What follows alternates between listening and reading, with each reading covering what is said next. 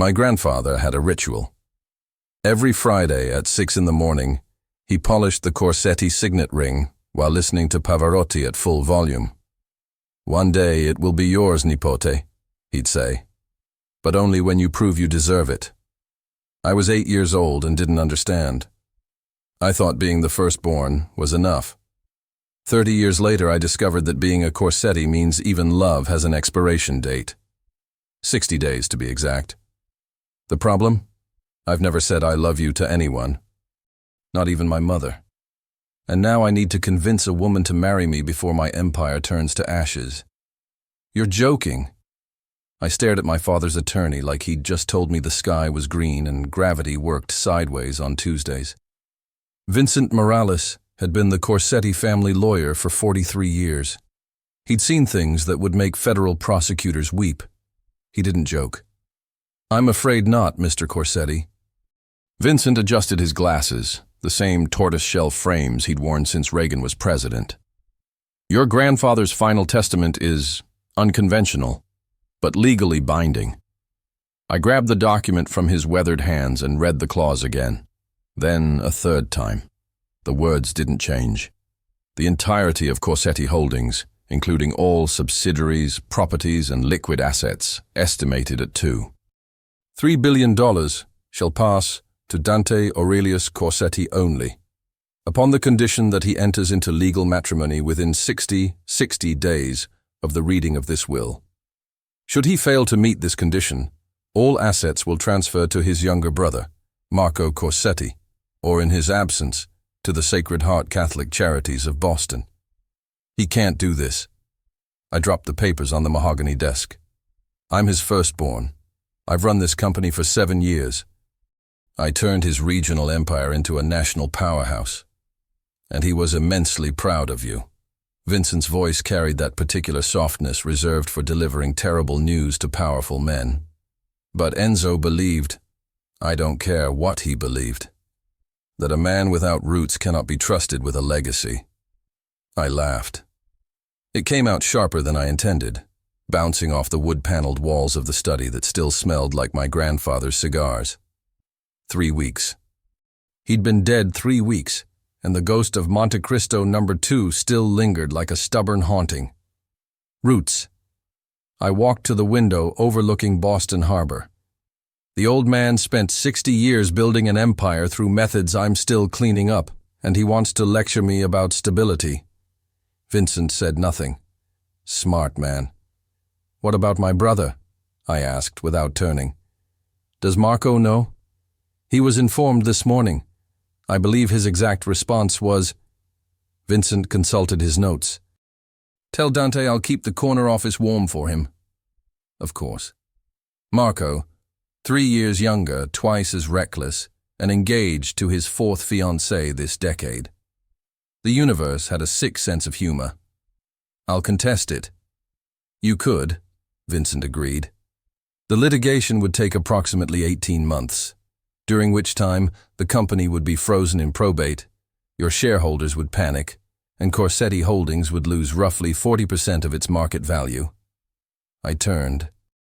So my options are marry a stranger or watch everything I've built burn? Those are the broad strokes, yes. The rage that flooded my chest was familiar. I'd felt it when I was 17 and my grandfather sent me to Sicily for 2 years to learn the old ways. I'd felt it when I was 24, and he refused to let me take over until I'd worked every position in the company, from warehouse floor to boardroom.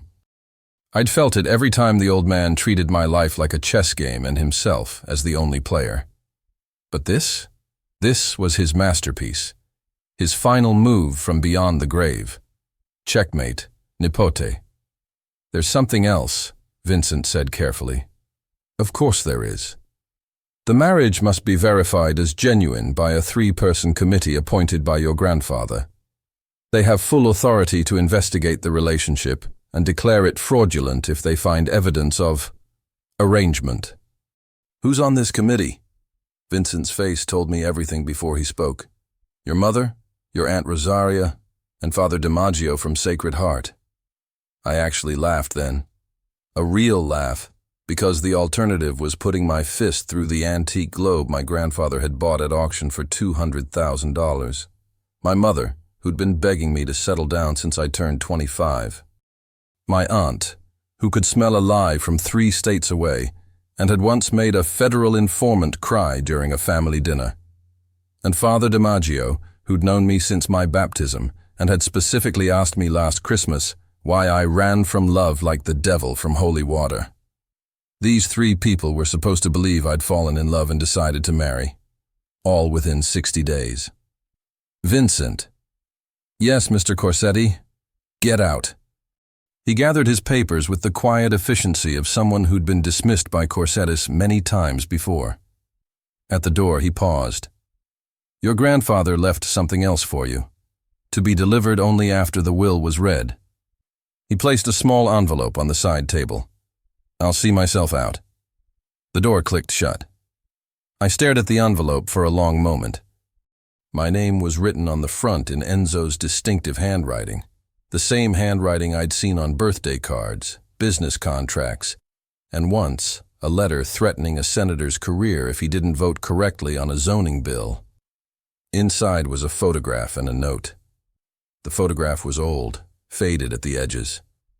My grandmother on her wedding day, looking at my grandfather like he'd hung the moon and stars personally. I'd never seen this picture. In every other wedding photo I knew, they stood formal and stiff, proper Italian Catholics performing for the camera. But this was something else entirely, something private, something real. The note had only 3 lines. She made me better than I deserved to be. Find someone who does the same. Don't waste this chance like I almost wasted mine. I crumpled the note in my fist. Sentimental old bastard, I muttered. You couldn't just leave me the company like a normal person? My phone buzzed. A text from Marco. Heard the news. Clock's ticking, big brother. Tick, tock. I was going to kill him. After I figured out how to find a wife in 2 months. My phone buzzed again. This time, a different contact, one I hadn't seen in 7 years. A name I'd deleted twice and somehow always found again. Nina Santos. The message was simple. We need to talk. It's about what happened in Sicily. Someone knows. The phone slipped from my fingers. Sicily. The one secret even my grandfather never discovered. The thing I'd buried so deep I'd almost convinced myself it never happened. And now, at the worst possible moment, it was crawling back into the light. My office door opened without a knock. Only one person in the world did that. Rough morning? Asked the woman leaning against the doorframe. She was dressed like she'd walked off a runway, or maybe a crime scene. Red dress, red lips, and eyes that missed absolutely nothing. Beatrice, I said flatly. I don't remember scheduling a meeting with my least favorite cousin. That's because you didn't. She smiled, showing too many teeth. But I thought you'd want to know. I found someone. Someone who might actually survive the committee. I'm not interested in whatever scheme She's perfect, Dante. Beautiful, smart, and completely immune to your charms. Beatrice's smile widened. She's also the most expensive escort in Manhattan, $5,000 a night, and she has one condition that's going to make you absolutely insane. Against every instinct, I asked, what condition? Beatrice pulled out her phone and showed me a photograph. The woman in the picture had honey-colored hair, a jawline that could cut glass, and eyes that looked like they'd seen too much and forgiven too little. Her name is Vivienne Cross, and before she agrees to anything, Beatrice paused for effect, savoring the moment. She wants you to find the man who left her at the altar 5 years ago. Why? So she can destroy him. I looked at the photograph again, at those unforgiving eyes. Set up a meeting. The restaurant didn't have a name on the door. In Manhattan, that meant one of 2 things. Either it was a health code violation waiting to happen, or the appetizers cost more than most people's rent. Given that my cousin Beatrice had chosen the location, I was betting on the latter. I arrived 15 minutes early. A power move. The first rule my grandfather taught me. The person who waits controls the room. Vivienne Cross arrived 14 minutes early. She walked in like she owned the building and was considering whether to demolish it. The photograph hadn't done her justice. Or maybe it had captured something different. In the picture, she'd looked cold, untouchable. But in person, there was something else underneath. A current of electricity that made the air feel different. She spotted me immediately. No hesitation, no scanning the room. Just a direct line from the door to my private booth in the back, like she'd memorized the floor plan. "Mr. Corsetti." She didn't offer her hand. "You're early." "So are you." I don't like giving people advantages. She slid into the seat across from me without waiting for an invitation. "Especially men who think their money makes them interesting." I smiled. And here I thought my charm was my defining quality. Charm is just manipulation in a nice suit. Her eyes dropped to my jacket. "Tom Ford?" "Brioni." The single syllable managed to convey complete indifference. "Beatrice said you needed a wife. She didn't mention you needed one who could tolerate your ego." The waiter appeared with menus neither of us opened. Vivienne ordered a vodka martini, dry, 3 olives. I ordered scotch, neat. We sat in silence until the drinks arrived, sizing each other up like boxers before the first bell. "So," I said finally, "you're an escort." "I'm a companion." She sipped her martini without breaking eye contact. "There's a difference. Enlighten me." "An escort sells time. A companion sells an experience." She set down her glass with precision. "I've attended gallery openings with tech billionaires who needed someone to explain which fork to use. I've been the date to weddings where the groom's family couldn't know he was gay. I've spent weekends in the Hamptons pretending to be engaged to men whose real fiancés were in rehab. Sounds exhausting. It pays well." A flicker of something crossed her face. "And nobody expects me to actually feel anything." The words hung between us. I understood more than she probably intended. "Beatrice mentioned you have a condition," I said. "Something about finding a man." Vivienne's composure cracked, just for a second. A tightening around her eyes, a slight tension in her jaw. Then it was gone, smoothed over like it had never existed. "Jonathan Ashford." She spoke the name like it tasted bitter. 5 years ago, he proposed to me in front of 400 people at my parents' anniversary party. Got down on one knee. Gave a speech about soulmates and destiny and growing old together. Romantic. It was the most perfect moment of my life. Her voice stayed flat. 6 months later, I was standing in a church wearing my grandmother's dress, and he simply never showed up. No call, no message, no explanation. He just vanished. "And you want to find him because I need to know why." The word cracked like a whip. "Do you understand what it does to a person, Mr. Corsetti, to be left without a reason? Every day since then, I've wondered what was so wrong with me that a man would rather disappear than spend his life with me. Was I too boring? Too ambitious? Did I laugh too loud? Did I not laugh enough?" She stopped herself, took a breath. The mask slid back into place. "I don't need revenge," she continued, calmer now. "I don't want to hurt him.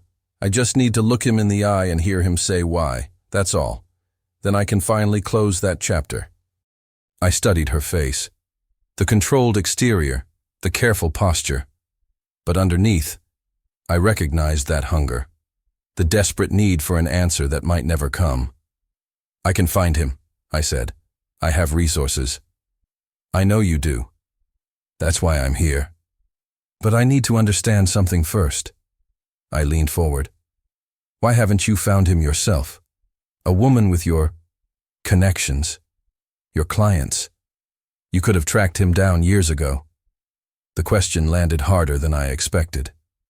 Vivienne looked away, the first time she'd broken eye contact since sitting down. "Because I was afraid," she admitted quietly. "Afraid that if I found him and heard his reasons, they would be worse than not knowing." She met my gaze again. "But I'm tired of being afraid. And apparently, you're desperate enough to help me. I'm not desperate. You're offering to pay a stranger $500,000 to pretend to love you for 60 days so you can inherit your family's crime money.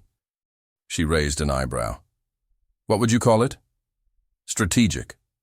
Right. She almost smiled. Almost. So here's my counteroffer. I'll be your wife. I'll convince your mother, your aunt, and whoever else needs convincing. I'll hold your hand at dinner parties and look at you like you're the center of my universe. But in exchange, I find Jonathan Ashford within 30 days. She held up a hand before I could protest. That's my condition. You have 60 days to get married, which means I need results halfway through. If you can't find him by day 30, I walk. No refund, no second chances. That's not how negotiations work. Then find another wife. She picked up her purse. I'm sure there's a line of women dying to spend 2 months being examined by your family for signs of fraud. She was bluffing. She had to be. But when she started to stand, I realized she wasn't. Wait. Vivienne paused, halfway out of the booth. 30 days is tight, I said carefully, but not impossible. If, and this is conditional, if I can locate him within 30 days, you'll commit fully? No backing out, no renegotiating? I'll be the most convincing fake wife you've ever seen. You'll be the only fake wife I've ever had. That almost smile again. Even better. No comparison. She sat back down. We stared at each other across the table. Two people making a deal that was either brilliant or catastrophic. Possibly both. There's one more thing, she said. During these 60 days, I have rules. Of course you do. Rule 1, no touching without warning. You want to hold my hand, you ask first. You want to put your arm around me, you signal. Nothing catches me off guard. Agreed. Rule 2, my past is off limits. You're buying my present, not my history. Whatever you discover about Jonathan, you tell me and only me. Not your family, not your lawyers, not your cousin with the unsettling smile. Beatrice will be devastated. She'll survive. Vivienne's expression didn't change. Rule 3. This is a business arrangement. Nothing more. I don't care how convincing we need to be in public. When we're alone, we're colleagues. Professional. Clear boundaries. You think I'm going to fall in love with you? I think men in desperate situations convince themselves of all kinds of things. She finished her martini. And I'm not interested in being anyone's delusion. The words stung more than they should have. Maybe because there was truth buried in them. Fine, I said. My turn. Rule 1. When we're in front of my family, you follow my lead. They know me, they know my patterns. If you contradict something I say, it could unravel everything. Reasonable. Rule 2. You meet with my mother twice a week, minimum. She's the hardest sell, and she needs to believe you genuinely want to be part of the family. I can handle mothers. You haven't met mine. I signaled for the check. Rule 3. Whatever happens, whatever we learn about each other during this arrangement, it stays between us. After 60 days, we sign the annulment papers. You get your money and your answers, and we never speak again. Something flickered in her eyes. Surprise? Relief? I couldn't tell. Clean break, she said. I can work with that.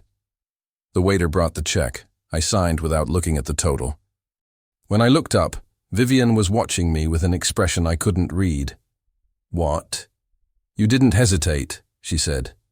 Most men look at numbers, even rich ones, especially rich ones. Numbers are just numbers. No. She stood, gathering her coat. Numbers tell you what someone values. You don't care about money, Mr. Corsetti, which makes me wonder. She paused at the edge of the table. What do you care about? Before I could answer, my phone buzzed. I glanced at the screen and felt my stomach drop. Nina Santos. I'm at your apartment. We need to talk now. They found the body. The body. Dio mio. Problem? Vivienne asked, watching my face. Nothing I can't handle. You're a terrible liar. She tilted her head. Strange quality for a man in your position. My phone buzzed again. This time a photograph, a newspaper clipping from a Sicilian publication dated 3 days ago. The headline was in Italian, but I didn't need to translate it. The photograph told the story. A construction site. Workers gathered around a hole in the ground, and the unmistakable outline of human remains. Underneath, Nina had added one line. They identified him. It's starting. 7 years. I'd buried that night for 7 years. The blood on my hands, the choice I made, the secret that could destroy everything. And now, at the exact moment I needed to convince the world I was a man worth trusting with a legacy, my past was literally crawling out of the grave. Mr. Corsetti? Vivienne's voice cut through my spiral. You've gone pale. That's concerning for someone asking me to stake my reputation on him. I forced my expression neutral. Family business. Nothing that affects our arrangement. Everything affects our arrangement. She stepped closer, close enough that I could smell her perfume, something subtle and expensive. I've spent 5 years reading people for a living, learning what they hide, what they're afraid of. And right now, you're terrified. I don't get terrified. No? She reached out and touched my hand, the one still holding the phone. Her fingers were cold. Your pulse is racing. Your jaw is tight. And you haven't blinked in 30 seconds. She leaned in, her voice dropping. Whatever secret you're keeping, Mr. Corsetti, you should know. I always find out. It's what I do. She released my hand and stepped back. I'll see you tomorrow. 10 a.m., your office. Bring the contract and whatever information you have on Jonathan. She walked away without looking back. I watched her go, my mind splitting between two disasters. The woman who was supposed to save my future, and the ghost who was about to destroy it. My phone rang. Unknown number. Against my better judgment, I answered. Dante Corsetti? A man's voice, unfamiliar, cold. Who is this? A friend of Tommaso Ferrante. My blood turned to ice. Tommaso Ferrante. The name I'd spent 7 years trying to forget. Tommaso didn't have friends, I said carefully. No, he didn't. A pause. But he had brothers. And we've been very patient, Mr. Corsetti. Very patient indeed. But patience has limits. The line went dead. I stood alone in the empty restaurant, surrounded by silence and the weight of sins I thought I'd escaped. 60 days to find a wife. 30 days to find a ghost. And somewhere, counting down, a clock I couldn't see, attached to a bomb I'd built myself 7 years ago on a dark night in Sicily. Nina Santos looked exactly the same. That was the first thing I noticed when I opened my apartment door at midnight. The same dark curls, the same sharp cheekbones, the same way of standing like she was ready to run at any moment. 7 years hadn't touched her. Or maybe they had, and she was just better at hiding the damage. You look terrible, she said by way of greeting. It's midnight. Someone I haven't seen in 7 years just told me a body was found. I stepped aside to let her in. Forgive me for not putting on a tie. Nina walked past me into the penthouse, her eyes scanning the space with professional efficiency. Old habits. She'd been my grandfather's security consultant before. Before everything. Nice place. She dropped onto my leather couch like she owned it. Guilt money buys good real estate. What do you want, Nina? I want to warn you. She pulled out her phone, scrolling through photographs. 3 days ago, construction workers in Palermo broke ground on a new hotel. Luxury resort, ocean views, the works. Except they hit a problem about 6 feet down. She turned the screen toward me. I didn't want to look, but I did. Bones, wrapped in what remained of a tarp, and beside them, glinting in the camera flash, a gold watch I recognized immediately. Tommaso's father gave him that watch, I said quietly, for his 18th birthday. The Sicilian police have officially identified the remains.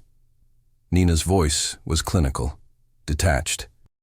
Tommaso Ferrante, age 26 at time of death. Cause of death, blunt force trauma to the skull. They're calling it murder. The word hung in the air like smoke. I didn't kill him. The words came out automatic, defensive. I know. Nina set down her phone. I was there, remember? I saw what happened. Tommaso attacked you. You defended yourself. He fell, hit his head on that stone wall. It was an accident. Then why does it matter that they found him? Because accidents don't get buried in unmarked graves, Dante. She stood, moving to my window, staring out at the city lights. Because your grandfather made that body disappear, and now people are asking questions. The Ferrante family has connections. They've waited 7 years for answers, and now they have a starting point. I thought about the phone call. Patience has limits. Someone called me tonight, I said. Claimed to be Tommaso's brother. Nina turned sharply. What did he say?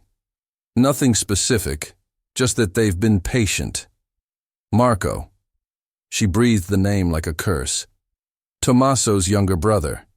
He was 16 when Tommaso disappeared. He's been obsessed with finding out what happened ever since. How much does he know? I don't know. That's what scares me. Nina crossed her arms. I've spent 7 years making sure that night stayed buried. Literally. But your grandfather is dead now, and his protection died with him. If Marco Ferrante finds any connection to you, I inherit nothing. I laughed bitterly. Perfect timing. This isn't funny, Dante. No, it's hilarious. I poured myself a scotch. Didn't offer her one. I have 60 days to get married or lose everything. I have 30 days to find some woman's ex-fiancé who vanished into thin air. And now I have an unknown amount of time before a dead man's brother comes looking for revenge. I drained the glass. My grandfather really knew how to leave a legacy. Nina watched me with those unreadable eyes. There's something else. Of course there is. The night Tommaso died, we weren't the only ones there. The glass stopped halfway to my lips. What are you talking about? I've gone over it 1,000 times. The villa, the confrontation, the accident. But lately, I keep remembering something. A sound. Footsteps, maybe. Or a door closing. She shook her head. Someone else saw what happened, Dante. Someone who stayed quiet for 7 years. That's impossible. My grandfather controlled that property. His men swept it. His men swept it after, but during. Nina's jaw tightened. There's a witness out there. And if Marco Ferrante finds them before we do. She didn't need to finish. My phone buzzed. A text from an unknown number. Tomorrow. Noon. The church where your grandmother was baptized. Come alone, or the police get an anonymous tip about the Corsetti family's Sicilian vacation in 2019. I showed Nina the message. Her face went pale. It's him, Marco. He wants to meet. It's a trap. Probably. I set down my phone. But what choice do I have? I didn't sleep that night. Instead, I sat in my grandfather's study. My study now, though it didn't feel like mine, and stared at the photograph he'd left me. My grandmother on her wedding day. That look in her eyes. She made me better than I deserved to be. Had my grandfather really believed that? The man who'd built an empire on fear and favors. The man who'd made a body disappear to protect his grandson? Maybe that was love. Not the soft, gentle thing poets wrote about, but something harder, fiercer. The willingness to become a monster so the people you loved didn't have to. I'd never understood that kind of love. Never felt it. Maybe that's what the old man was really trying to tell me.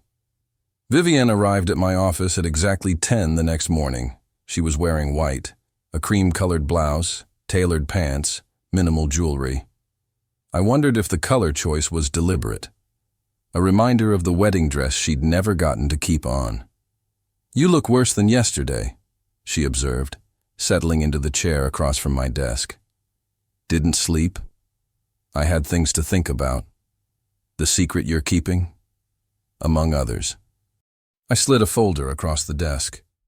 Jonathan Ashford. Everything my team found in the last 12 hours. She opened the folder slowly, like she was afraid of what she'd find. I watched her face as she read, the careful control, the slight trembling of her fingers. He changed his name, she said finally. 18 months after he left you. He's going by Jack Andrews now. Lives in Chicago. Works in finance. And he's... She stopped, swallowed. He's married. 2 years. Wife named Elizabeth. No children. Vivienne closed the folder with mechanical precision. Her face was completely blank, the kind of blank that takes years to perfect. Thank you, she said. This is more than I expected so quickly. I have resources. Yes, you mentioned. She looked up, and for just a second, I saw something raw beneath the surface. Pain, fury, grief. He built a whole new life. New name, new wife, new everything. Like I never existed. People reinvent themselves all the time. Not like this. Her voice hardened. He didn't just leave me, Mr. Corsetti. He erased me. Every trace, every connection. Do you know my parents still get Christmas cards from some of his relatives? They don't even know he's alive. They think something terrible happened to him. She laughed. A harsh, brittle sound. Something terrible did happen. To me. I should have stayed professional. Should have maintained distance. Instead, I heard myself say, I know what it's like. To be erased. Vivienne's eyes snapped to mine. What do you mean? My mother. The words came out before I could stop them. When I was 12, she checked into a psychiatric facility. My grandfather told everyone she was visiting family in Italy. For 6 months, I wasn't allowed to mention her name in the house, like she'd never existed, like loving her was something to be ashamed of. I didn't know why I was telling her this. I'd never told anyone. Vivienne was silent for a long moment. Then quietly, what happened to her? She came back, eventually, but she was different, quieter, smaller. I straightened the papers on my desk, needing something to do with my hands. My grandfather thought he was protecting the family reputation. He thought erasure was kindness. And what do you think? I think erasure is just cowardice with better PR. Something shifted in Vivienne's expression. The professional mask slipped, just slightly, and underneath I saw the woman who'd stood in a church waiting for someone who never came. Jonathan's address is in the file, I said, steering us back to safer ground. Chicago. You could be there tonight if you wanted. I know. She touched the folder but didn't open it again. But I'm not ready, not yet. We have 30 days. I know that too. She stood, smoothing her blouse. I need to process this. Prepare what I want to say. A pause. Is that acceptable to you? You're paying me to find him. What you do after that is your business. She nodded, tucking the folder into her bag. At the door, she hesitated. Mr. Corsetti. Dante. If we're going to be married, you should probably use my first name. Dante. She tested it like unfamiliar territory. Thank you for telling me about your mother. You didn't have to. No, I didn't. Why did you? I didn't have an answer. At least not one I was willing to say out loud. Vivienne seemed to understand. She nodded once, something almost soft in her eyes, and left. I had exactly 90 minutes before I needed to be at the church to meet a dead man's brother.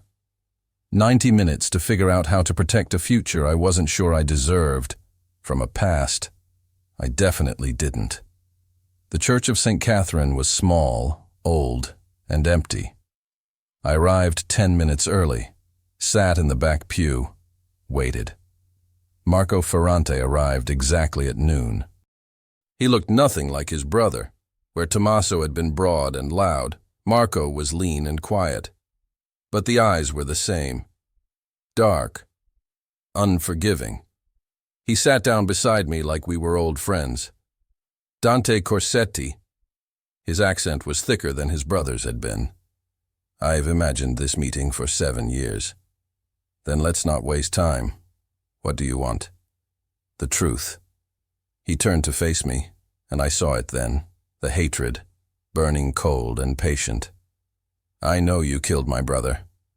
I don't know how and I don't know why, but I know.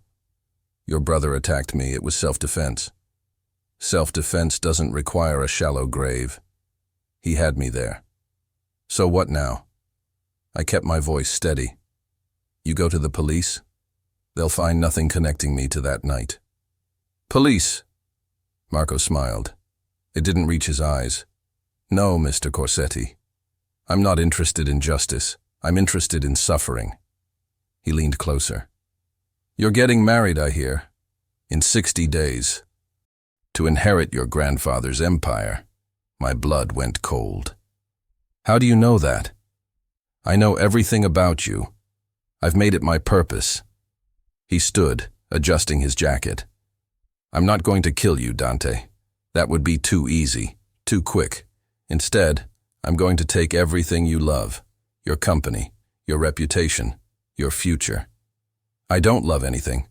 We'll see. He walked toward the door, then paused. Oh, and Dante, the woman you've hired to be your wife, Vivienne Cross. He smiled again. You should ask her about the night your brother Tommaso died. Ask her what she was doing at that villa in Sicily. The world tilted. What are you talking about? But Marco was already gone, his footsteps echoing off the ancient stone. Vivienne, Sicily. The witness Nina remembered. It couldn't be possible. It couldn't be. But even as I told myself that, I was pulling out my phone, searching for answers to questions I was terrified to ask. Who was Vivienne Cross before she became Vivienne Cross? And what was she doing in Sicily the night a man died? I spent 3 hours searching for answers I wasn't sure I wanted to find. Vivienne Cross. Real name, Vivienne Ashford Cross. Born in Connecticut. Father, diplomat. Mother, art dealer. Educated at Columbia. Engaged at 24 to Jonathan Ashford. None of that explained Sicily. But buried in a society column from 7 years ago, I found it. A photograph of Vivienne at a charity gala in Palermo. The date was 3 days before Tommaso Ferrante died. The location was the same resort complex where my grandfather had owned a villa. Coincidence. It had to be coincidence. But I'd built a billion-dollar empire by never believing in coincidences. I called her at 9 p.m. It's late, Vivienne said by way of greeting. I hope you're not already having second thoughts about our arrangement. We need to talk. In person. A pause. That sounds ominous. It's important. Another pause. Longer this time. When she spoke again, her voice had changed. Softer. More uncertain. I'm at my apartment. I can text you the address. I know where you live. Of course you do. A hint of dark humor. Billionaires and their background checks. Give me 30 minutes. She hung up before I could respond. Vivienne's apartment was not what I expected. I'd imagined something sleek and impersonal. Chrome surfaces, minimalist furniture, the aesthetic of someone who'd learned to live without leaving traces. Instead, I found warmth. Bookshelves overflowing with worn paperbacks. Photographs on every surface. A kitchen that smelled like fresh basil and garlic. I was making dinner, she said, leading me inside. Have you eaten? I'm not here for dinner. That's not what I asked. She gestured to a stool at the kitchen island. Sit. You look like you haven't had a real meal in days. I wanted to argue. Instead, I sat. Vivienne moved through her kitchen with practiced ease, stirring something in a pot, adjusting the flame under a pan. I watched her hands, steady, competent, surprisingly gentle. My grandmother taught me to cook, she said without looking at me. She believed food was how you told people you loved them when words weren't enough. Is that what this is? You telling me you love me? She laughed, a real laugh, warm and unexpected. Don't flatter yourself, Mr. Corsetti. This is me telling you I'm not a monster, despite what you probably read in whatever file your people compiled. She set a plate in front of me. Pasta with fresh tomato sauce, basil leaves arranged like they mattered. It smelled like every good memory I'd ever had. "Eat," she commanded. "Then we'll talk about whatever's made you show up at my door looking like you've seen a ghost." I took a bite, then another. The food was extraordinary. Simple but perfect, the kind of cooking that came from love rather than technique. "This is incredible," I admitted. "I know." She sat across from me with her own plate. "Now, what's wrong?" I set down my fork, looked at her directly. "Sicily," I said. 7 years ago. You were there." Vivienne's hand froze halfway to her mouth. For a long moment she didn't move, didn't breathe. Then slowly, she set down her fork. "How did you find out?" "Does it matter?" "It matters to me." Her voice was quiet, careful. "Because that trip, that's not something I talk about, ever." "Then maybe you should start." I pushed my plate aside. "A man died that night, Vivienne. A man whose brother just threatened to destroy everything I have. And somehow, impossibly, you were there. I didn't know anyone died." The words came out rushed, defensive. "I was at a charity gala. 3 days, Dante. I was in Palermo for 3 days for a fundraiser my mother organized. I visited a villa once, some friend of a friend who was throwing a party. I left before midnight because I had a headache and the music was too loud." "Which villa?" "I don't remember the name. It was 7 years ago." "Try." She stood abruptly, moving to the window. Her reflection stared back at me. A woman caught between truth and self-preservation. "Villa Serafina," she said finally. "That was the name. I remember because I thought it sounded like a place from a fairy tale. My grandfather's villa. The ground shifted beneath me." "Why were you really there, Vivienne?" She turned. In the lamplight, I could see tears forming in her eyes, the first crack in her armor I'd ever witnessed. "Because Jonathan asked me to go." Of all the answers I'd expected, that wasn't one of them. "Your fiancé? The one who left you?" "He wasn't my fiancé yet. We'd only been dating for a few months." She wrapped her arms around herself. "He said he had business contacts in Sicily, people who could help his career. He asked me to come, to be his accessory, the pretty girlfriend who smiled at the right moments." "And the party at Villa Serafina?" "Jonathan's meeting." Her voice cracked. "He disappeared for 2 hours that night, said he was networking, but when he came back..." She shook her head. "He was different, pale, shaking. He barely spoke to me for the rest of the trip, and when we got home he proposed the next week, like he was trying to prove something, or hide something." I stood slowly, processing what she was telling me. "You think Jonathan saw something that night?" "I think Jonathan did something that night." She met my eyes. "And I think whatever it was, it's the reason he ran. The reason he erased his entire identity and started over." The pieces were falling into place. Terrible, impossible pieces that formed a picture I didn't want to see. Jonathan Ashford had been at my grandfather's villa the night Tommaso died. Jonathan Ashford had witnessed something that made him so afraid. He'd abandoned his entire life to escape it. And Vivienne, the woman I'd hired to save my future, was connected to my past in ways neither of us had understood until this moment. "Dante." She stepped closer. "Whatever happened that night?" "I wasn't part of it. I swear to you. I was in the garden, nursing a migraine, counting the minutes until I could leave. I didn't see anything. I didn't hear anything. I just wanted to go home." "I believe you." The words surprised us both. "You do?" "Yes." And it was true. I'd spent my life reading people, calculating odds, measuring trustworthiness. Every instinct I had told me Vivienne was telling the truth. But this changes things. "How?" "Jonathan didn't just disappear because of you. He disappeared because of what he saw. Which means finding him isn't just about closure anymore. I took her hands, forgetting her rule about warning, forgetting everything except the need to make her understand. If Marco Ferrante figures out the connection, if he realizes Jonathan was a witness, he'll come after Jonathan. Vivienne's face went pale. And anyone connected to him, including you. We stood there, hands intertwined, the gravity of the situation settling over us like fog. I should walk away, she whispered. This is insane. Fake marriage was one thing, but this is dangerous. Yes. I could be in Chicago by tomorrow. Disappear. Change my name like Jonathan did. You could. So why am I still standing here? I didn't have an answer. Or maybe I did, but I wasn't ready to say it out loud. Vivienne looked down at our joined hands. When she looked up again, something had shifted in her expression. When I agreed to this arrangement, she said slowly, I thought you were just another rich man with too much money and not enough sense. I thought I could take your payment, get my answers, and walk away unchanged.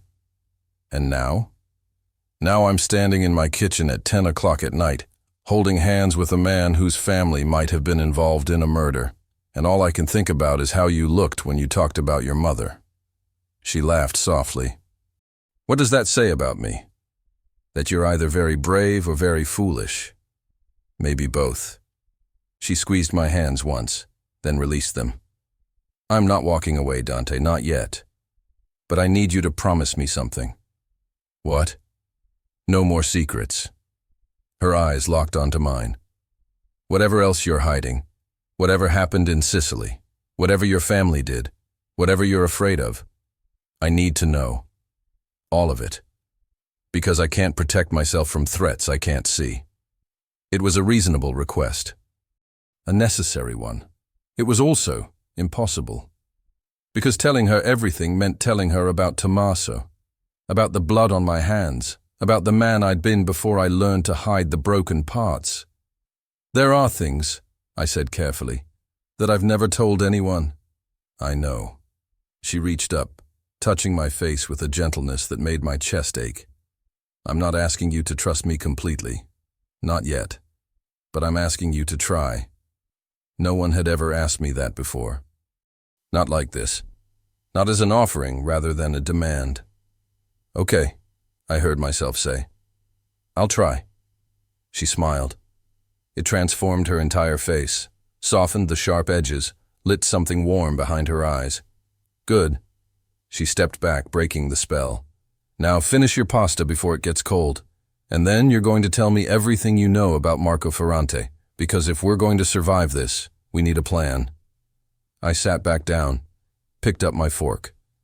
For the first time in longer than I could remember, I didn't feel alone. It was terrifying, and wonderful, and dangerous in ways I couldn't begin to calculate.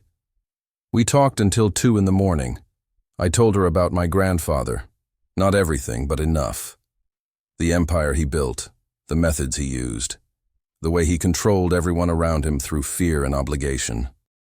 She told me about her parents, the diplomat father who was never home, the art dealer mother who loved beautiful things more than people, the childhood spent in embassies and galleries, learning to perform happiness rather than feel it. Somewhere around midnight, we moved from the kitchen to the couch. Somewhere after that, she fell asleep against my shoulder, a sign of trust that struck me harder than any words could have.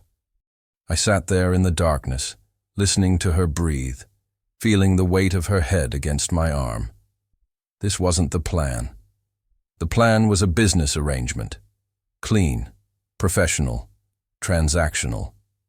But watching Vivienne sleep, her face soft, her defenses finally down, I realized the plan had already failed. Because I was starting to feel something. Something I didn't have a name for yet. Something that had no place in a 60-day contract. I was still sitting there when my phone buzzed. A text from Nina. Bad news. The witness Marco mentioned? I found out who it was. Then a photograph. A driver's license from 7 years ago. The name read Jonathan Ashford. The face belonged to someone I'd seen before, not in photographs, not in files, but in person. At my grandfather's funeral 3 weeks ago, standing in the back of the church, watching me. Jonathan hadn't disappeared at all. He'd been here the whole time.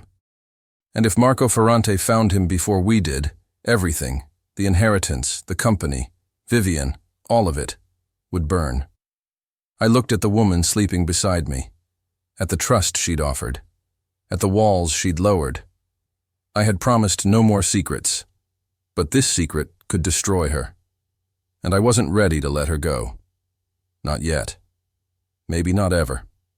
I didn't tell Vivienne about Jonathan. Not that morning, when she woke up with her hair tangled and her cheek creased from my jacket. Not when she made coffee and apologized for falling asleep on me like I was a decorative pillow.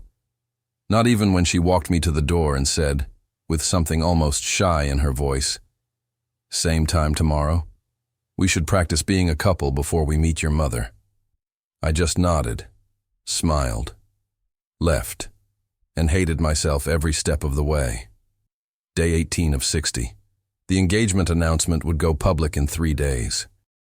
My mother had scheduled a casual family dinner to meet Vivienne, which in Corsetti terms meant a formal interrogation disguised as antipasto. I should have been preparing for that. Instead, I was sitting in a surveillance van with Nina Santos, watching Jonathan Ashford, now Jack Andrews, walk into a coffee shop in Soho. "He's been in New York for 2 weeks, Nina said, reviewing the file on her tablet. "Staying at a hotel in Midtown, pays cash, uses burner phones. Classic behavior for someone who doesn't want to be found. But he came to my grandfather's funeral." I stared at the coffee shop door. Why risk exposure? Guilt? Curiosity? Nina shrugged. "Or maybe he's working with Marco Ferrante." "You think he flipped?" "I think a man who witnessed something terrible has 2 options, run or leverage. Jonathan ran for 7 years. Maybe he got tired of running." The coffee shop door opened. Jonathan emerged carrying 2 cups. 2 cups. "He's meeting someone," I said. We watched as he crossed the street, navigating the crowd with practiced ease. He stopped at a bench near Washington Square Park and sat down beside a figure in a gray coat.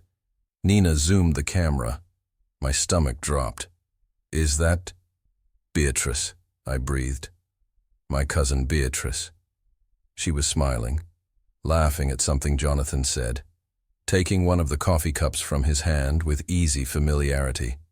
This wasn't a first meeting. This was a relationship, a history. "Son of a bitch," Nina muttered. "She played you." Beatrice, who had found Vivienne for me, who had set up the entire arrangement, who had been pulling strings I couldn't see. Everything I thought I knew shifted sideways. I need to talk to her.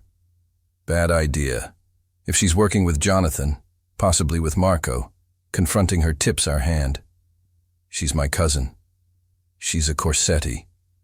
Nina's voice was flat. In my experience, that means family is just another word for competition. I watched Beatrice lean closer to Jonathan, her hand on his arm. Whatever she was saying made him nod seriously. "What's her angle?" I asked. "If she wanted the inheritance, she's not even in the line of succession." "No. But your brother is." Nina pulled up another file. "Marco Corsetti, your charming younger sibling, recently engaged for the 4th time. And guess who introduced him to his current fiancée? Beatrice." "Beatrice." Nina showed me a photograph. Marco at a restaurant with a blonde woman I didn't recognize. And in the background, barely visible but unmistakable, Beatrice raising a champagne glass. She's been positioning herself as the family matchmaker for years. But what if that's not about romance? What if it's about control? The picture was becoming clearer. And uglier. "She introduced Vivienne to me knowing about the Sicily connection," I said slowly. "Knowing it would eventually surface. Knowing it would destroy any chance of a real marriage. Or knowing you'd find out about Jonathan, track him down, and lead Marco Ferrante right to his door." Nina closed her tablet. "Either way, Beatrice wins. Either you lose the inheritance, or Jonathan becomes the scapegoat for Tommaso's death." Maybe both. But why? What does she gain? That, Nina said, is what we need to find out. Carefully. I drove to Vivienne's apartment in a fog. The smart move was distance. Pull back. Treat this like the business arrangement it was supposed to be. Protect myself. But when she opened the door, wearing an oversized sweater and holding a glass of wine, something in my chest cracked. You look terrible, she said. That seems to be a pattern. We need to talk. She stepped aside to let me in, her expression shifting from playful to concerned. What happened? I told her everything. Jonathan at the funeral. Beatrice's betrayal. The web of manipulation we'd stumbled into. I watched her face change as she processed each revelation. Confusion, then anger, then something that looked like grief. Beatrice introduced us deliberately, she said when I finished. She knew about Sicily. She knew about Jonathan. She set this whole thing up. Yes. Why didn't you tell me this morning? The question hung in the air. I could have lied. Could have claimed I needed more information. Could have said I was protecting her. Instead, I told the truth. Because I didn't want to lose you. Vivienne went very still. Lose me, she repeated carefully. This was supposed to be simple, transactional. 60 days, clean break, everyone walks away whole. I moved closer, unable to stop myself. But it's not simple anymore. Not for me. Dante, you fell asleep on my shoulder last night. You made me pasta and told me about your grandmother. You looked at me like I was more than a contract, and I stopped, struggling for words I'd never learned to say. I don't know how to do this. I've never known. My grandfather was right about me. I run from anything that feels real, because real things can hurt you.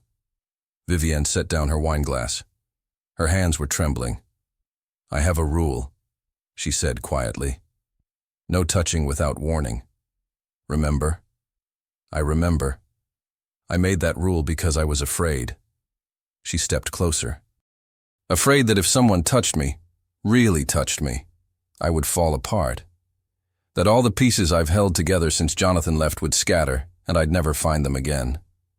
Vivienne, I'm not finished. She reached up, placing her palm flat against my chest, over my heart. You terrify me, Dante Corsetti. Not because you're dangerous, not because of your family or your secrets, but because when I'm with you, I forget to be careful. I forget to protect myself. I just feel. I covered her hand with mine. Is that bad? I don't know yet. A tear slipped down her cheek. But I know I'm tired of running. I'm tired of being the woman who got left. I'm tired of building walls so thick I can't remember what sunlight feels like. I brushed the tear away with my thumb. She didn't flinch. I'm going to kiss you now, I said. If that's... She kissed me first. It wasn't gentle. It wasn't careful. It was two people who'd spent their whole lives holding back, finally letting go. Her hands in my hair, my arms around her waist. Years of loneliness and fear burning away in the space between us. When we finally broke apart, both breathing hard, Vivienne laughed. Well, she said, that's going to make the fake relationship more complicated. Who says it has to be fake? The words hung there. Dangerous. Hopeful. Dante. She touched my face, her expression soft and sad and wonderful all at once. There are still so many secrets between us, things I don't know, things you haven't told me. I know. And there's still Jonathan, and Beatrice, and Marco Ferrante, and whatever really happened in Sicily. I know that too. So how can we possibly... I don't have answers, I admitted. I don't have a plan. For the first time in my life, I'm standing somewhere without an exit strategy, and it's terrifying. I took her hands. But I'd rather be terrified with you than safe alone, if you'll let me. She was quiet for a long moment. Then she smiled, a real smile, bright and fierce and beautiful. Okay, she said, but I have conditions. Of course you do. First, no more secrets. Whatever comes next, we face it together. Agreed? Agreed. Second, we find Jonathan before anyone else does. Not for Marco, not for Beatrice, for us. I need answers, and apparently, so do you. Agreed. Third, she leaned up and kissed me again, softer this time. You learn to say I love you before the 60 days are up, because I refuse to marry a man who can't tell me how he feels. My heart stuttered. That's a significant condition. I'm a significant woman. Her eyes sparkled with challenge. Do we have a deal? I thought about my grandfather's letter. She made me better than I deserved to be. Maybe this was what he meant.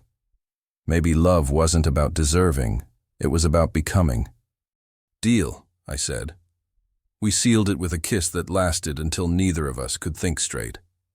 Somewhere across the city, my phone was buzzing with messages I wouldn't see until morning. Nina, Jonathan and Beatrice just left together. Following. Marco Corsetti. Heard you've been busy, big brother. 60 days is getting shorter.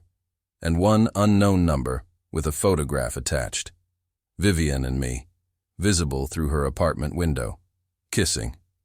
The caption read, "Cute couple." It would be a shame if something happened to her. I didn't sleep that night either. But this time, it wasn't fear keeping me awake.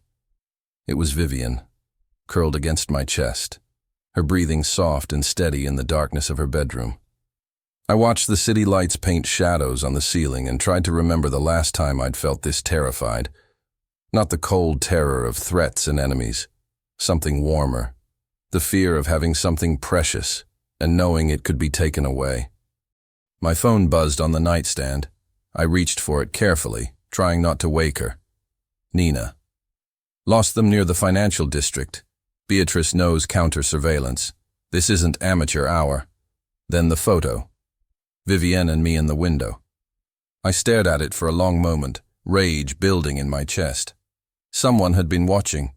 Someone had seen her vulnerable, unguarded, happy. Someone was going to pay for that. You're grinding your teeth. Vivienne's voice was sleepy, muffled against my shoulder. Sorry. Go back to sleep. Can't. You're tense enough to crack walnuts. She propped herself up on one elbow, studying my face in the dim light. What's wrong? I showed her the photo. She went very still. I watched her process it, the invasion, the threat, the implications. Then, to my surprise, she laughed. Well, she said, at least it's a good angle. Vivienne, I know. She took the phone from my hand and set it aside. Someone's watching us. Someone wants us scared. And yes, it's terrifying. She cupped my face in her hands. But I spent 5 years being afraid of shadows. I'm done. This is different. This is real danger. So we face it. Her eyes met mine, steady and certain. Together. Like we agreed. I pulled her close, burying my face in her hair. How are you so brave? I'm not brave. I'm just tired of being a coward. She kissed my collarbone, a small gesture that somehow meant everything. Now, what's the plan? Day 22. The family dinner was in 6 hours. Vivienne would meet my mother, my aunt Rosaria, and Father DiMaggio, the committee that would decide if our relationship was genuine. Before that, we had other business. You're sure about this? Nina asked as we stood outside the hotel where Jonathan had been staying. No, I admitted, but we're out of time. Vivienne squeezed my hand. Let's go. Jonathan Ashford, Jack Andrews, opened his door on the third knock. He looked older than his photographs, thinner. There were shadows under his eyes that spoke of sleepless nights and gnawing guilt. When he saw Vivienne, his face went white. Viv. The name came out broken. How did you... Can we come in? Her voice was ice. Or would you prefer to have this conversation in the hallway? He stepped aside without a word. The hotel room was modest, nothing like the luxury I would have expected from a man who'd built a successful new identity. Papers were scattered across every surface. Newspaper clippings, photographs, maps with locations circled in red. "You've been investigating," I observed, "for 7 years." Jonathan sank onto the bed like his legs couldn't hold him anymore. "Ever since that night, I've been trying to understand what I saw. Who those people were. What it meant." Vivienne remained standing, her arms crossed. "And it never occurred to you to tell me? Your fiancée? The woman you supposedly loved?" "I was protecting you. You were protecting yourself." The words hit like bullets. Jonathan flinched. "You're right," he whispered. "I was scared. I saw something terrible, and I ran. And I kept running because stopping meant facing what I'd done to you." He looked up, tears streaming down his face. "I'm so sorry, Vivienne. I'm so sorry." She didn't respond. Her expression remained frozen. I stepped forward. "What exactly did you see that night?" Jonathan wiped his eyes. "The villa, your grandfather's villa. I was there for a meeting.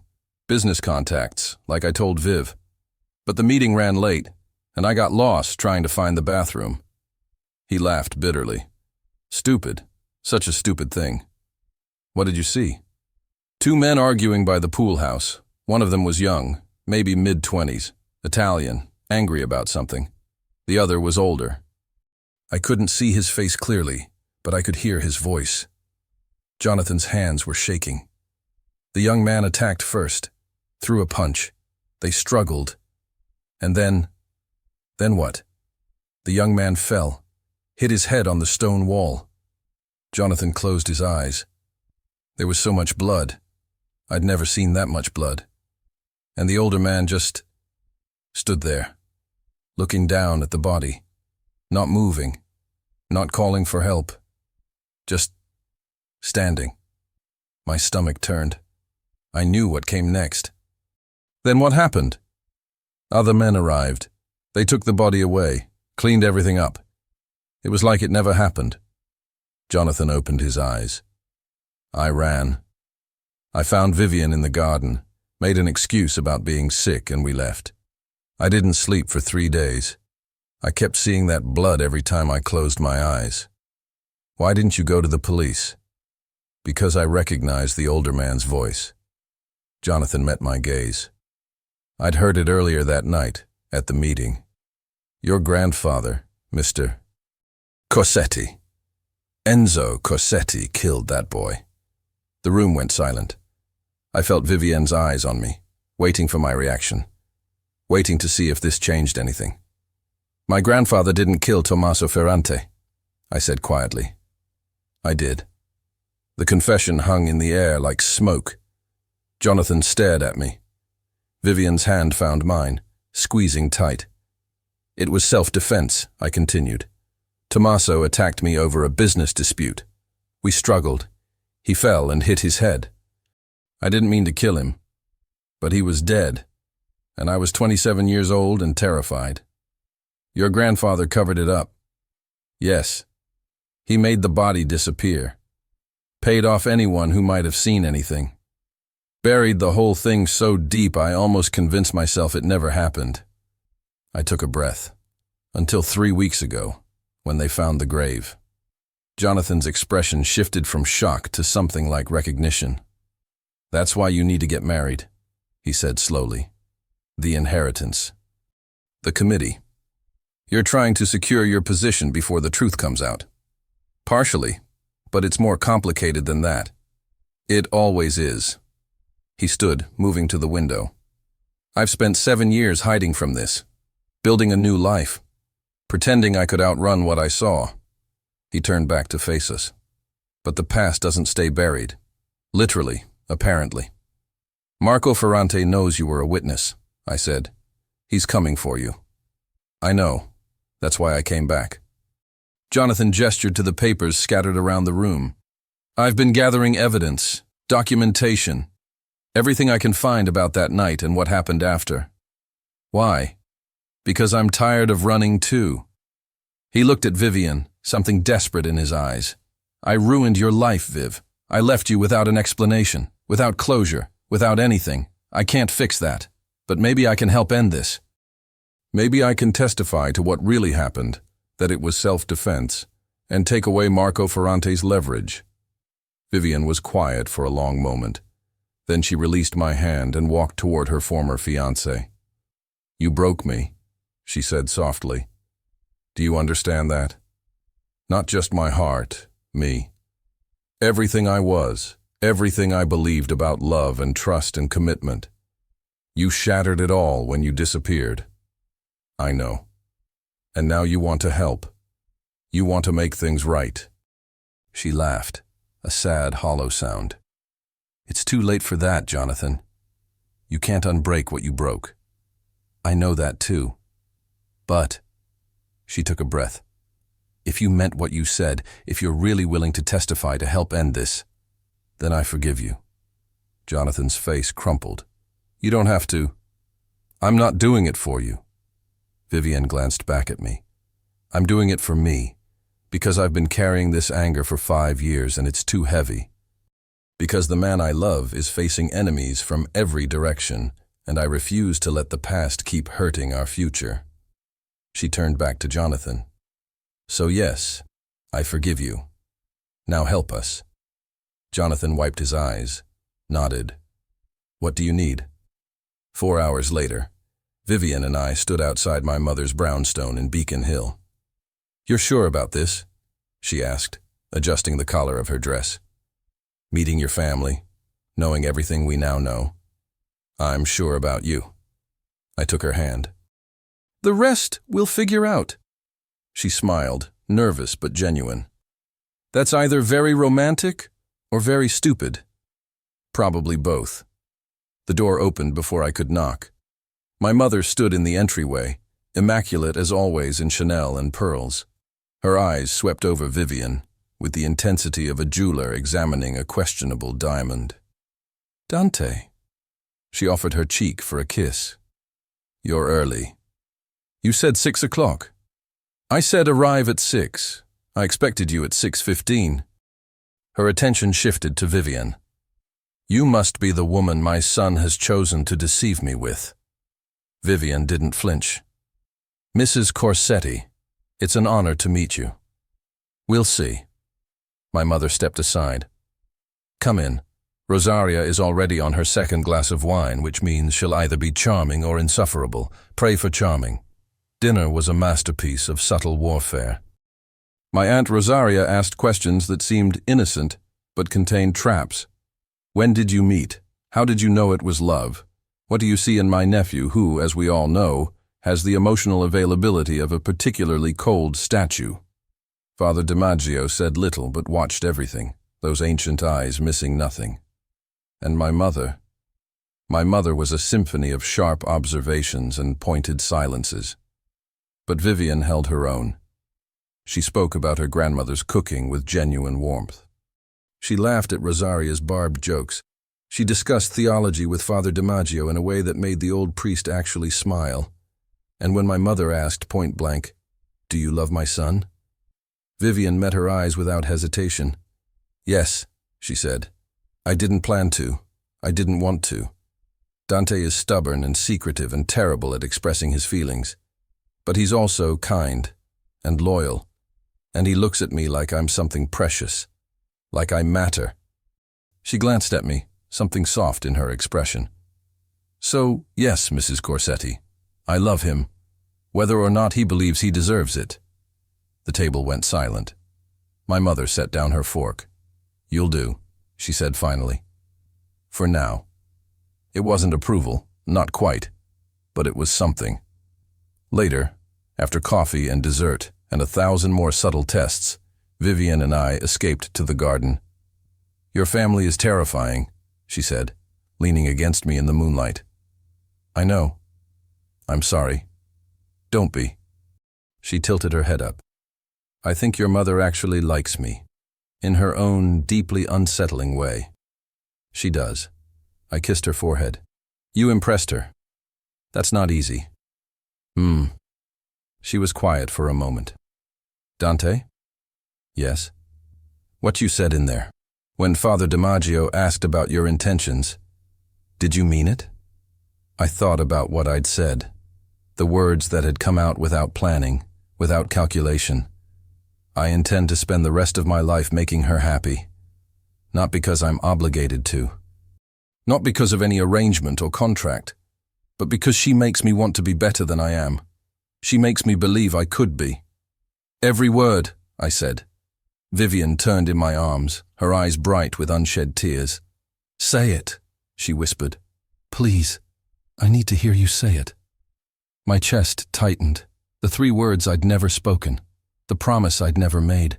But looking at her, this woman who'd seen my darkness and stayed anyway, I realized I wasn't afraid anymore. I love you, Vivienne. The words felt strange in my mouth, unfamiliar, terrifying, and absolutely true. She kissed me then, deep and fierce, her tears mixing with mine. 42 days left, she murmured against my lips. Who's counting? I am. She smiled. Because now I actually want them to last forever. We drove back to her apartment wrapped in the kind of happiness that makes you forget to check your mirrors, which is why I didn't notice the black SUV following us until we were 3 blocks away. Which is why I didn't see the men waiting in the shadows outside her building. Which is why, when Vivienne opened her door and found Marco Ferrante sitting in her living room, holding a gun, neither of us was prepared. Hello, lovebirds, Marco said pleasantly. We need to have a conversation about my brother. Marco Ferrante looked nothing like a killer. He sat in Vivienne's armchair like he belonged there, legs crossed, gun resting casually on his knee, an expression of mild boredom on his face. 2 men flanked the doorway behind us, cutting off any escape. Please, Marco gestured to the couch. Sit, we have much to discuss. If you hurt her, I started. Hurt her? Marco laughed. Mr. Corsetti, I'm not a monster. I'm simply a man seeking answers about his brother's murder. Surely you understand family loyalty. I positioned myself between Vivienne and the gun. What do you want? The truth. Marco's pleasant expression didn't waver. 7 years ago, my brother Tommaso went to a party at your grandfather's villa. He never came home. His body was found 3 weeks ago in an unmarked grave. He tilted his head. I want to know what happened, and I want justice. It was an accident. Accidents don't get buried in secret. Your brother attacked me. I defended myself. He fell. The words came out flat, practiced. I'd rehearsed them so many times they barely felt real anymore. If I could change what happened, I would. Marco studied me for a long moment. Then he stood, moving toward the window with an almost theatrical slowness. I've spent 7 years imagining this conversation, he said quietly. 7 years wondering what kind of man could kill my brother and then go on living like nothing happened. Building an empire, attending galas, falling in love. He glanced at Vivienne. You seem like a lovely woman, Ms. Cross. I'm sorry you got caught up in this. I'm not, Vivienne said, her voice steady despite everything. Whatever Dante did, he did to protect himself. Your brother attacked first. So I've heard. Marco turned back to me. But here's the problem, Mr. Corsetti. Self-defense doesn't explain the cover-up. Self-defense doesn't explain the shallow grave, the bribed officials, the 7 years of silence. Self-defense suggests you call the police and explain what happened. I was 27 years old, scared. My grandfather, your grandfather made a choice.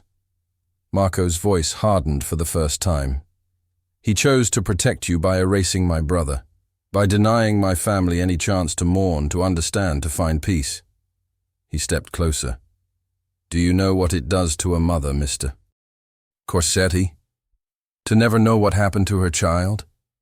My mother died 2 years ago, still hoping Tommaso would walk through the door. Guilt twisted in my chest. The guilt I'd buried along with everything else. I'm sorry, I said. I'm genuinely sorry for your mother, for your family, but killing me won't bring Tommaso back. No, it won't. Marco raised the gun. But it will bring me peace. Wait. Vivienne stepped forward, putting herself in the line of fire. Please, Just wait. Vivienne, don't... Shut up, Dante. Her eyes never left Marco. You want justice? Real justice? Then let me offer you something better than revenge. Marco's eyebrow rose. I'm listening. Jonathan Ashford. He was at the villa that night. He saw everything, including the fact that your brother attacked first. Vivienne's voice was calm, measured, the voice of a woman who'd spent years learning to negotiate with dangerous men. If you kill Dante, you'll never know the full truth. You'll never have proof of what really happened. You'll just have another body and more questions. And if I don't kill him, then we give you Jonathan's testimony, documentation, everything you need to understand that night. She took another step forward. I know what it's like to spend years not knowing, Mr. Ferrante, to lie awake wondering what really happened, to build stories in your head that might be worse than the truth. Her voice softened. You deserve answers. Real answers. Not just blood. Marco was silent for a long moment. The gun didn't waver. Then slowly, he lowered it. You're brave, he said. Stupid, but brave. I respect that. Does that mean we have a deal? It means I'm willing to listen. He tucked the gun into his jacket. You have 24 hours to deliver Jonathan Ashford and his testimony. If you fail, or if I suspect any attempt to contact the police. He gestured to his men. Well, let's just say this conversation will resume under less pleasant circumstances. He moved toward the door, then paused. One more thing, Mr. Corsetti. He turned, something dark flickering in his eyes. Your cousin Beatrice has been feeding me information for months. She's the one who told me about the inheritance, the fake marriage, all of it. She's been quite helpful. My blood ran cold. Why are you telling me this? Because I want you to know how alone you really are. Marco smiled, a cold, empty expression. Your family is betraying you. Your empire is crumbling. And the woman you love just became a target the moment she stepped in front of that gun. He nodded to his men, and they were gone. The silence that followed was deafening. Vivienne stood frozen in the middle of the room, her composure finally cracking. I saw her hands begin to shake, her breathing grow ragged. Hey. I crossed to her, pulling her into my arms. Hey. It's okay. We're okay. Her voice broke. I just stood in front of a gun, Dante. What was I thinking? You were thinking about protecting me, about finding a solution. I held her tighter. You were incredible. I was terrified. Those aren't mutually exclusive. She laughed, a shaky, watery sound, and buried her face in my chest.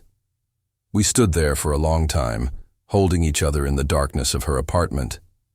Two people who'd started as strangers, bound by contracts and conditions, now clinging to each other like lifelines. We need to call Jonathan, she finally said.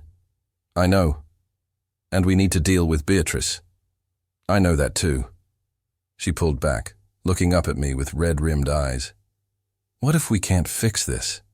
What if Marco comes back? What if... I kissed her. Softly. Tenderly. A promise rather than a passion. Then we face it together, I said. Like we agreed. Jonathan came within the hour. We sat around Vivienne's kitchen table, the same table where she'd made me pasta, where I'd started falling in love without realizing it, and planned for war. I'll testify, Jonathan said. To Marco, to the police, to whoever needs to hear it. I saw what happened. Tommaso threw the first punch. Dante was defending himself. And the cover-up? That was Enzo's decision. Dante was in shock, barely conscious. Jonathan's eyes met mine.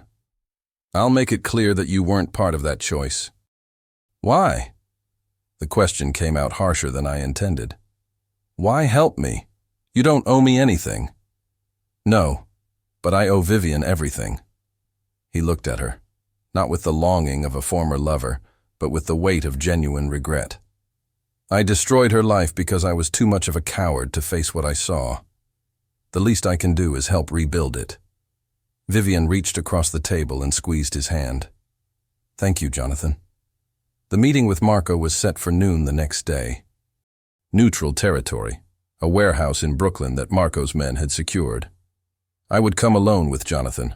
Vivienne would stay behind, protected by Nina and a private security team I'd hired. She didn't take that well. I'm not staying behind while you walk into a potential ambush. Vivienne! No! Her eyes flashed with the same fire I'd seen when she'd stepped in front of Marco's gun. We're partners. You said together. You don't get to sideline me when things get dangerous. I'm trying to protect you. And I'm trying to protect you. She grabbed my hands. Don't you understand? I can't lose you. Not now. Not after everything. The desperation in her voice cracked something inside me. If something happens to me tomorrow, don't.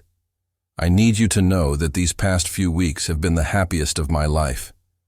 I cupped her face in my hands. I never believed I could have this. Love. Real love. I thought I was too broken, too damaged, too much my grandfather's heir. Dante, let me finish. I took a breath. You made me believe in something better, in someone better. Whether I come back tomorrow or not, that doesn't change. You changed me, Vivienne. You saved me. Tears streamed down her face. You can't talk like this. You can't say goodbye. I'm not saying goodbye. I kissed her forehead. I'm saying thank you. And I'm saying I love you. And I'm asking you to trust me. She was silent for a long moment. Then finally she nodded. Come back to me, she whispered. Promise me. I promise. The warehouse was cold, empty, industrial. Marco waited in the center of the space, flanked by 6 men, more than before. He wasn't taking chances. Jonathan and I walked toward him, our footsteps echoing off the concrete walls. Mr. Corsetti. Marco's voice was flat, businesslike. And the famous witness. I've been looking for you for a very long time, Mr. Ashford. I know. Jonathan stepped forward. I'm ready to tell you everything. For the next hour, Jonathan recounted that night in detail. The party, the argument, the struggle, the fall. Marco listened without interrupting, his face betraying nothing. When Jonathan finished, Marco was silent for a long moment. My brother attacked first, he said finally. You're certain? Absolutely certain. And Dante didn't mean to kill him. No one meant to kill anyone. It was a tragic accident. Jonathan's voice was steady. I'm sorry it happened. I'm sorry your family suffered. But Dante isn't a murderer. Marco stood, walking slowly toward me. 7 years, he said quietly. I've spent 7 years hating you, planning your destruction, imagining your suffering. I didn't look away. I understand. Do you? He stopped inches from my face. Do you understand what it's like to lose a brother? To have him simply vanish? No, but I understand loss. I understand guilt. And I understand that no amount of revenge will bring Tommaso back. Marco studied me for a long moment. Then he did something I didn't expect. He extended his hand. I believe Mr. Ashford, he said. I believe my brother started that fight. I believe his death was an accident.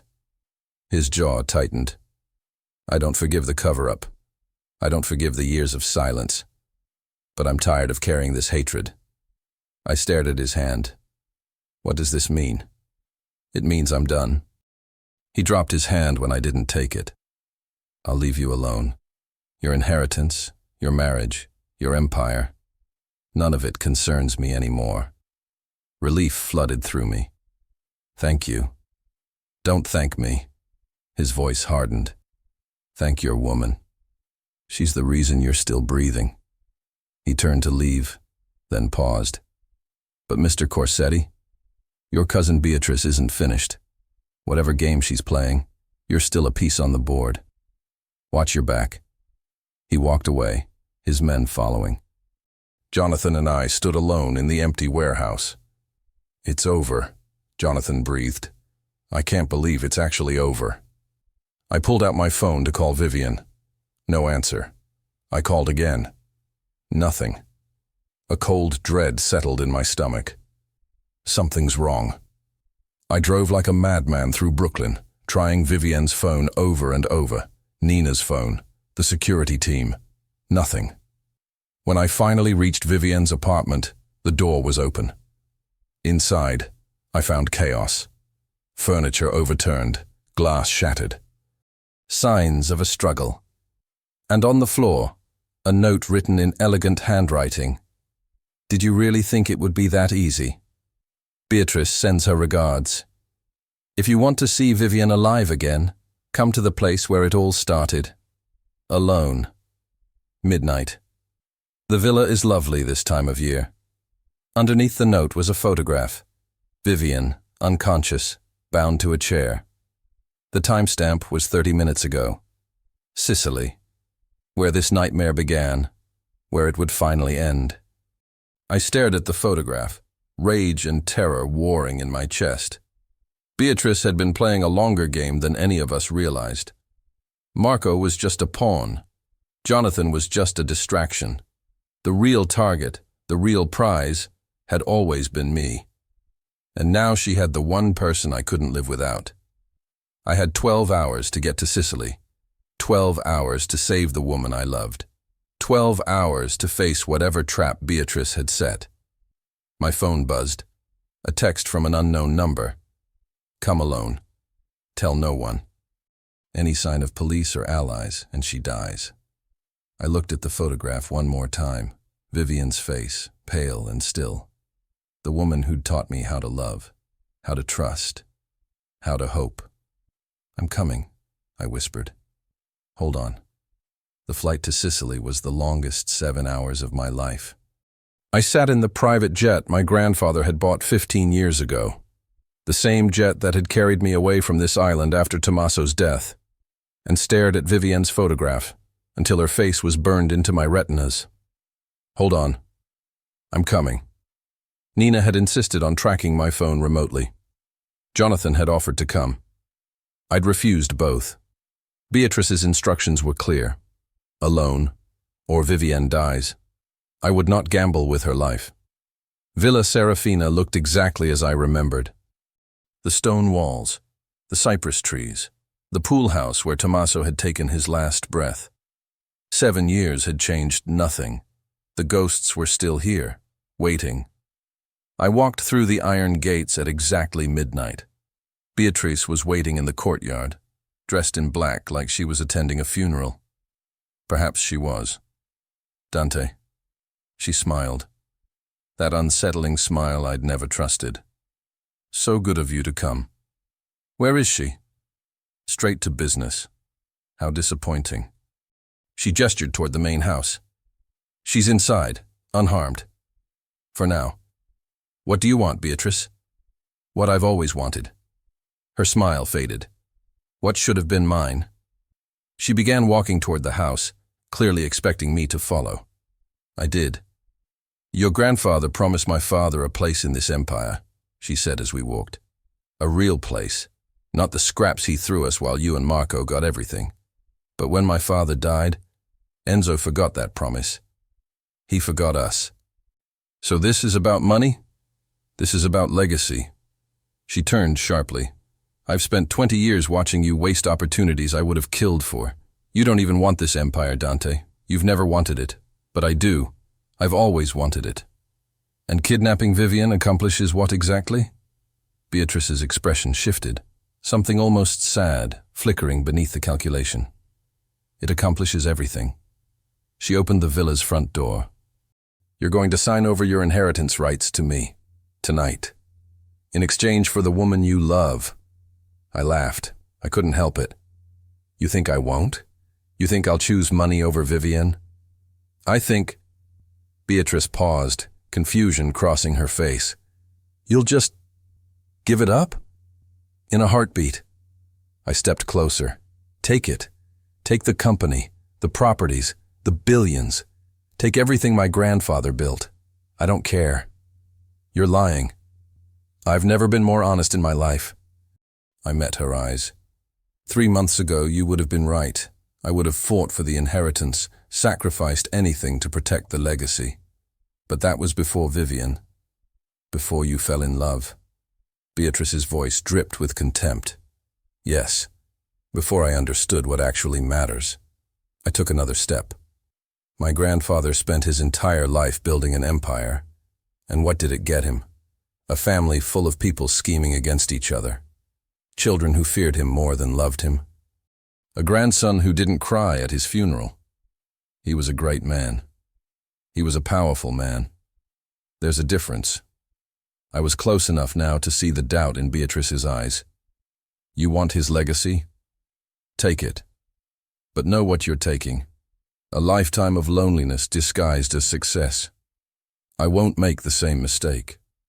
Beatrice stared at me for a long moment. You really mean it, she whispered. You'd give up everything. For her? Yes, without hesitation.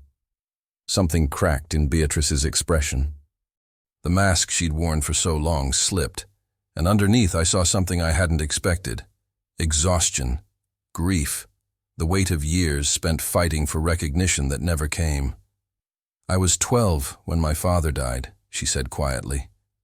Enzo promised to take care of us, promised I'd always have a place in the family. Then he forgot. Everyone forgot. I became the cousin who arranged things, who cleaned up messes, who watched from the sidelines while you and Marco got everything. I didn't know. No, you didn't. Her jaw tightened, because no one ever saw me, not really. We stood in silence, two people shaped by the same broken family, finally seeing each other clearly. It doesn't have to be like this, I said. You don't have to be the villain, Beatrice. You could be something better. Like what? Like family. I extended my hand. Real family. Not the kind that schemes and betrays. The kind that actually shows up for each other. She stared at my hand like it might bite her. I kidnapped the woman you love. Yes, that was bad. Definitely don't do that again. A hint of a smile crossed my face.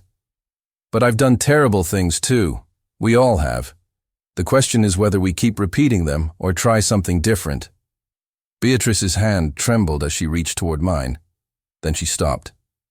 She's in the east bedroom, she said, pulling back. Second floor.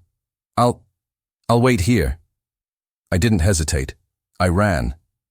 Vivienne was tied to a chair by the window, just like in the photograph. But she wasn't unconscious anymore. She was awake, furious, and already halfway through working the ropes off her wrists. Took you long enough, she snapped as I burst through the door. Sorry. Traffic. I crossed to her, pulling out my pocket knife to cut the remaining ropes. Are you hurt? My pride is wounded. I can't believe I got kidnapped by someone named Beatrice. She rubbed her wrists as the ropes fell away. What happened? I heard talking downstairs. I gave away my inheritance. Vivienne went still. You what? Traded it for you. I cupped her face in my hands, without a second thought. Dante, that's billions of dollars. It's nothing. I kissed her forehead, her cheeks, the corner of her mouth. Money is nothing. Power is nothing. The only thing that matters is you. You're an idiot, probably. A romantic, foolish idiot. Definitely. And she grabbed my face and kissed me, fierce and desperate and alive. I held her like I'd never let go. I love you, she whispered against my lips. I love you too. I pulled back, meeting her eyes. Marry me. We're already fake engaged. I don't want fake anymore.